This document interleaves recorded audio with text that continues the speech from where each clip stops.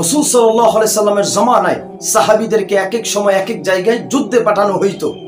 ভাই আমার, রাসূল সাল্লাল্লাহু আলাইহি সাল্লামের জামানায় সাহাবীদেরকে এক এক সময় এক এক জায়গায় যুদ্ধে পাঠানো হইতো। তখন রাসূল সাল্লাল্লাহু আলাইহি সাল্লাম বলছেন যে যুদ্ধ ততক্ষণ পর্যন্ত চালিয়ে যাইবা, চলতে থাকবে, যুদ্ধ করতেই থাকবা যতক্ষণ না পর্যন্ত ওই ব্যক্তিরা তিনটা কাজ না করবে। কয়টা কাজ?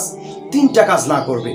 রাসূল সাল্লাল্লাহু আলাইহি সাল্লাম বলেছেন তাদের সাথে যুদ্ধ চলতেই থাকবে, যুদ্ধ করতেই থাকবা যতক্ষণ না পর্যন্ত তারা তিনটা কাজ না করবে।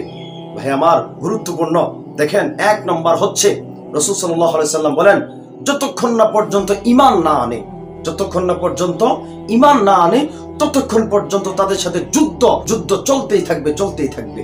দুই নম্বর, রাসূলুল্লাহ সাল্লাল্লাহু আলাইহি সাল্লাম বলেছেন দুই নম্বর হচ্ছে যারা নামাজ না পড়ে, যারা নামাজ পড়বে না তাদের সাথে যুদ্ধ চলতেই থাকবে, যুদ্ধ চলতেই থাকবে। তিন নম্বর, রাসূলুল্লাহ সাল্লাল্লাহু আলাইহি সাল্লাম বলেছেন যারা যাকাত না দিবে, কি না দিবে?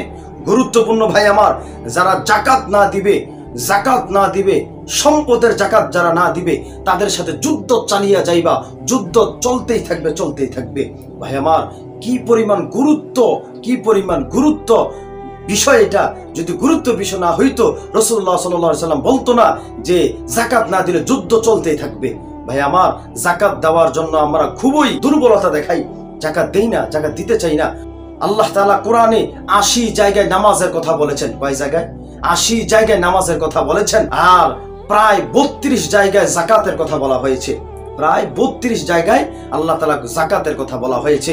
অতএব ভাই আমার, যাকাত দিতে আমরা কৃপণতা করব না, সম্পদের যাকাত দিব, মালের যাকাত দিব ইনশাআল্লাহ। ভাই আমার, আবার বলতেছি, দেখেন রাসূল সাল্লাল্লাহু আলাইহি সাল্লাম বলেছেন তাদের সাথে ততক্ষণ পর্যন্ত যুদ্ধ চলতে থাকবে যতক্ষণ না পর্যন্ত তিনটা কাজ না করবে।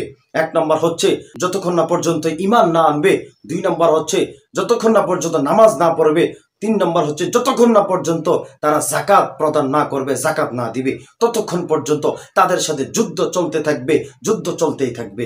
আল্লাহ আমাদের সবাইকে বোঝার, মানার তৌফিক দান করেন। আমিন।